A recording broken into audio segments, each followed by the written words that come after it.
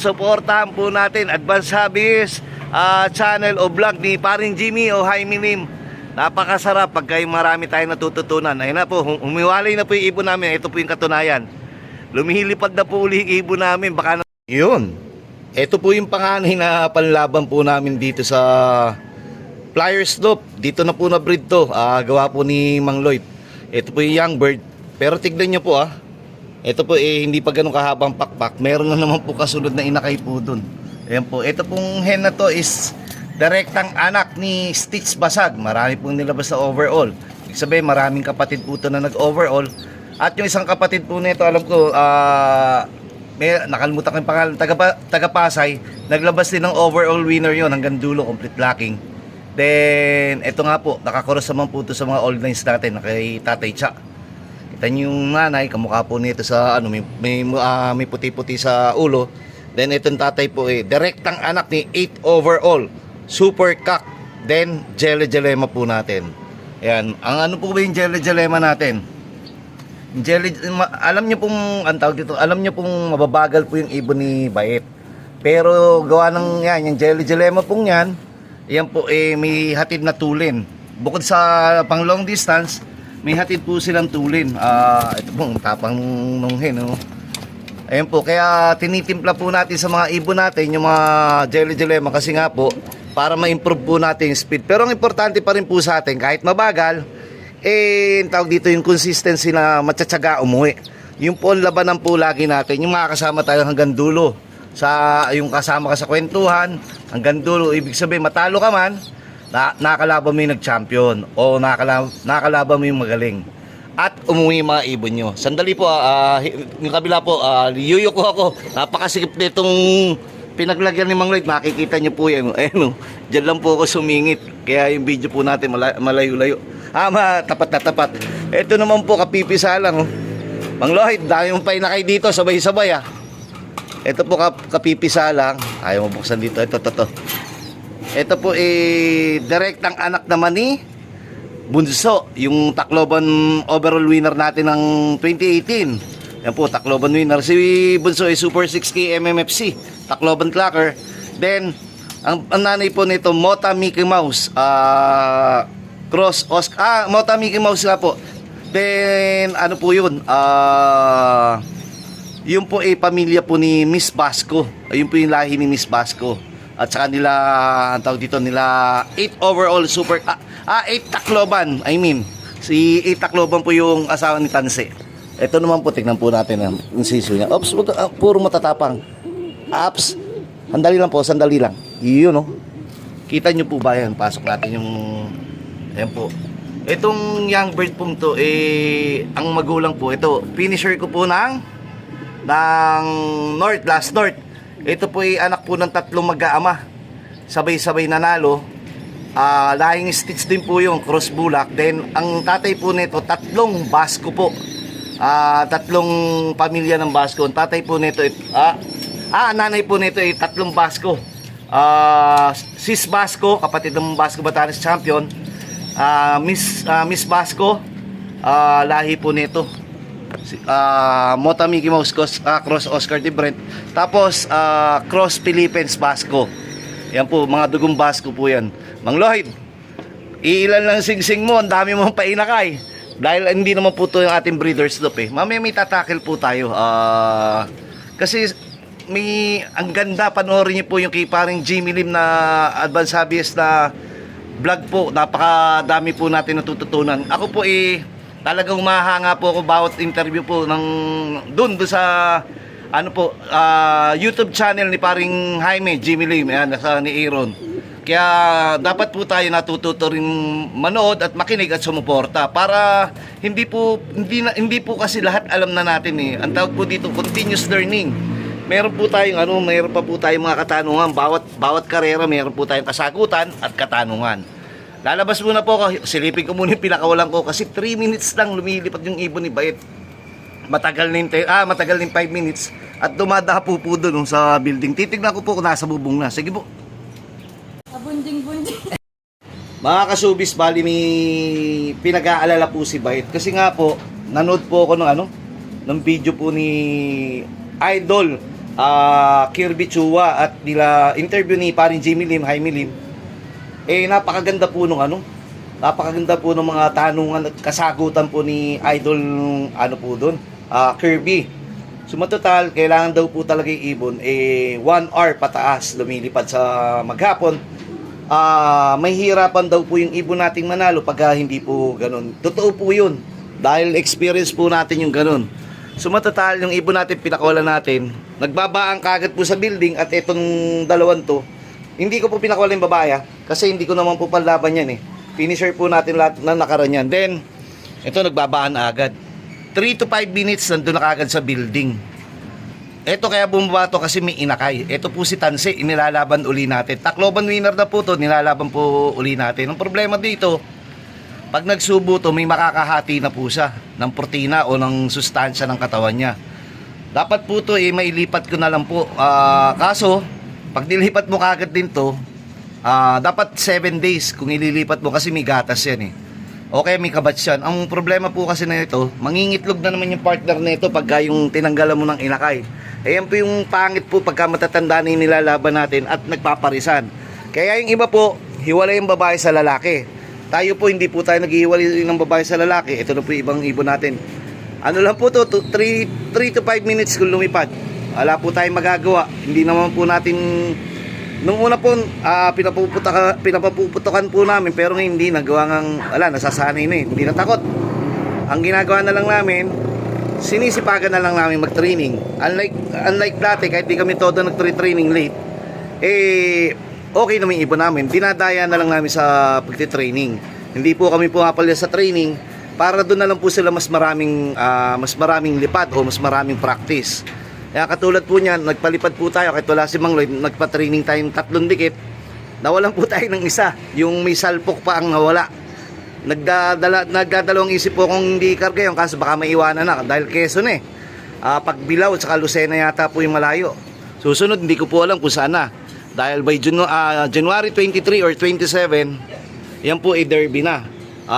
Ilang kembot na lang, 20 days na lang mahigit tayo. Kaya kailangan yung hahabol natin, ihabol na. Mawala na kung mawala, wala po tayong magagawa kasi hindi po tayo makahabol na mas maganda. Ayan po, nawawala pa po yung ibon natin. Nandun pa yata talaga sa building lahat. Ganda po, Happy New Year po sa lahat. Iingat po kayo lagi at maraming salamat sa suporta. At doon po sa pinost kung sino po ba si Bait. Nakakataba po ng puso yung mga binitawang salita o mga komento para po sa kung sino po si Bait. Ito po yung nanay nung ito po yung asawa ni Tanse. Ako'y natutuwa lalo na po doon sa, alam niyo po yung mga natulungan po natin, nag-comment po doon na isa po ako sa natulungan ni Bait. Yung tita ko po isa po sa natulungan. Yung anak ko po isa sa natulungan. Yung anak ko po isa sa nabigyan ng sapatos. Hindi ko na po matandaan kung sino po kayo. Pero nakakatawa at nakakatuwa.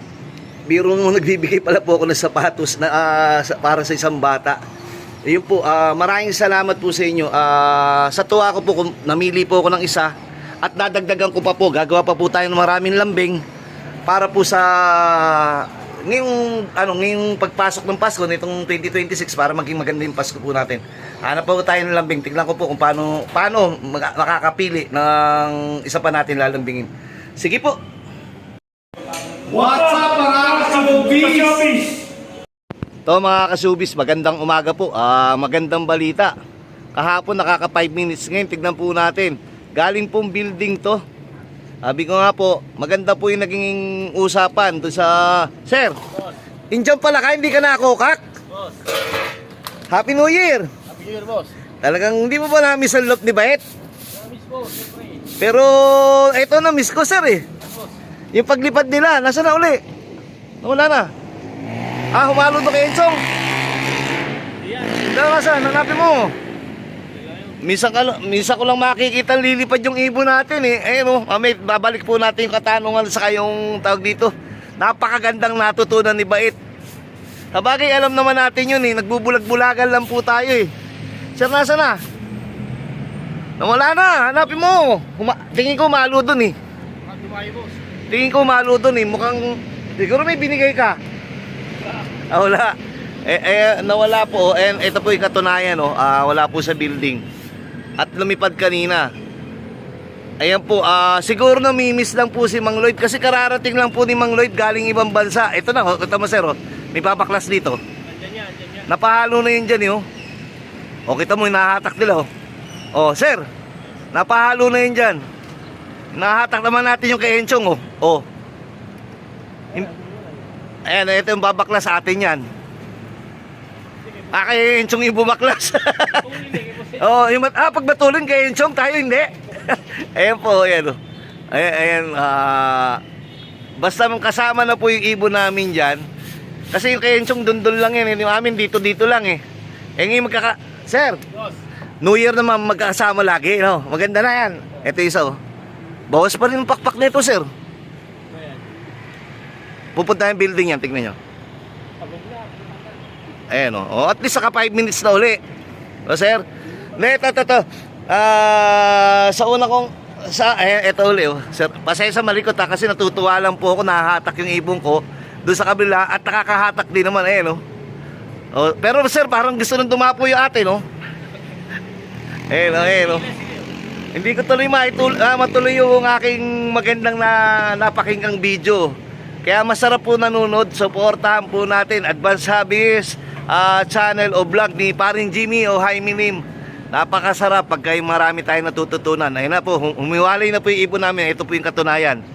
Lumihilipad na po uli yung ibon namin. Baka na-miss lang si Mang Lloyd. Galing po kasi sa Canada daw.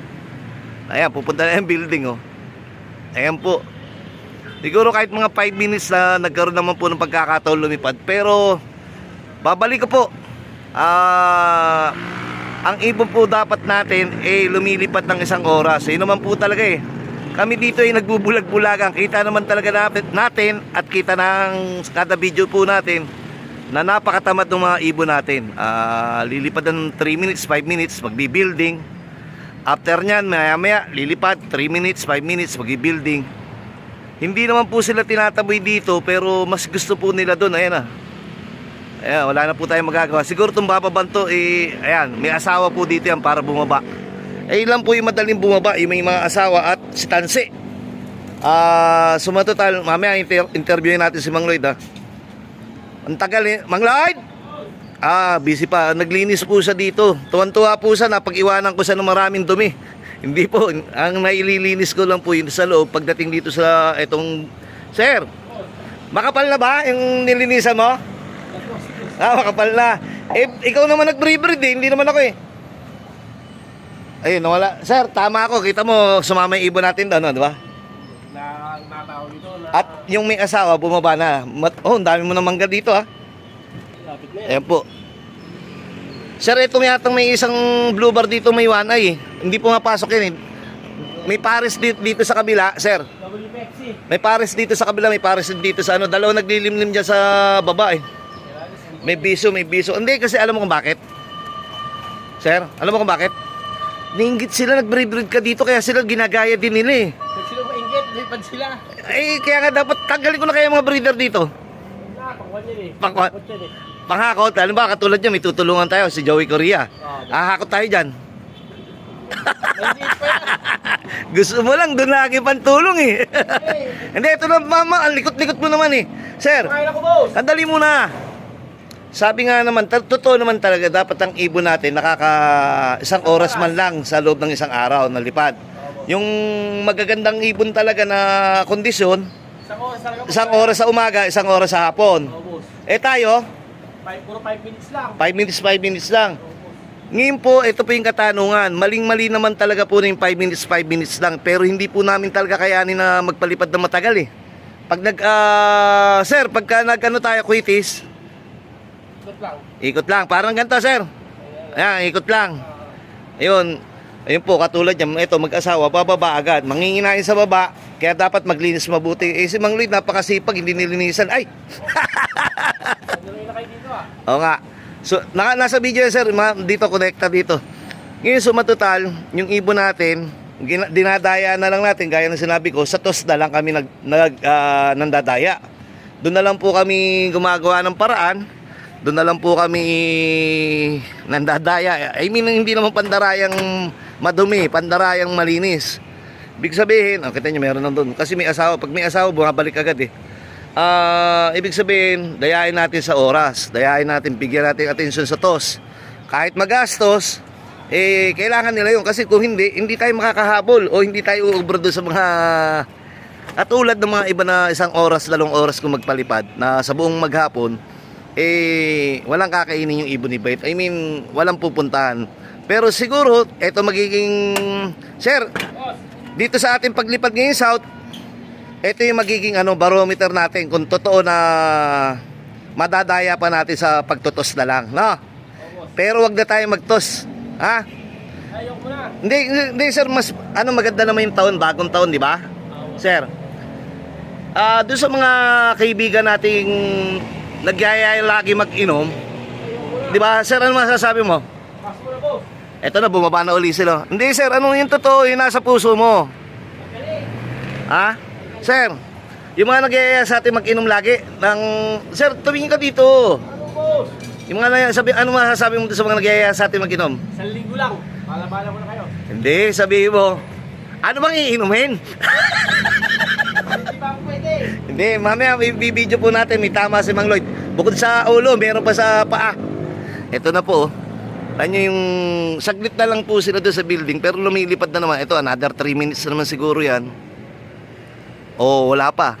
Kita nyo, makikita nyo yung haba ng video natin. Gusto nang bumaba. Ganun po sila katatamad. Yung ibon nyo din po ba, ganun din katamad. Pero abangan po natin kung anong magiging resulta po nito ngayong South. Hindi naman po, sabi nga po natin parang pag-aaral lang din yan. Importante makatapos. Marami po sa atin, sir. Boss, Marami po sa atin, tamad mag-aral. Di ba? Ang grades mababa, pero pumapasa. Tama? tama, boss. Marami pong ganon. Tamad mag-aral, ang grades pumapasa. Galing ng maraming pa, boss. Pagdating sa tunay na buhay, sa tunay na karera ng buhay, sir. Di ba, sir? Hindi magaling, boss. Doon sila magaling. Kaya kanya-kanya tayong kabutihan sa katawan. Kung kayo ay magaling sa libro, tuwan-tuwa ang magulang nyo at tuwan-tuwa ang mga kapatid nyo at tuwan-tuwa si Bait. Kaya mag-aral mabuti para po doon sa mga bata. Hindi ko naman po sinasabi na huwag mag-aral o huwag Ang number 1 po dito, yung teacher po ng tunay na buhay, yung experience. Ganun po kami dito. Pwede pa po kami manalo dito kahit mababa ang grades. Di ba, sir? Oh, tama, boss. Pero, tsaga-tsagay lang po namin. Ibig sabihin, pumasok lang po kami ng pumasok. Hindi man po maganda yung grades namin. I mean, mag-training lang tayo na mag-training. Di ba, sir? Basta pasalang ng pasa, boss. Pasa lang ng pasa, dadating yung time. Makikita din ni Lord, uy, nagtsaga naman pala sa ibang bagay. Hindi lang po kami ganun katalino o hindi lang po kami ganun kahusay dito sa aming school na tirahan ng lot, di ba? Pero magaling naman po kami sa labas. Ibig sabihin, nagtsaga po kami mag-training. Pero sana, may kainatnan yung ating pagtsatsaga sa labas. At dito po sa loob, sana naman kahit paano mga mumunting kaibigan, konting sipag tayo. Sayang ang panahon, baka mamaya, wag naman sana. Think positive. Sige po, hanggang dito na muna po.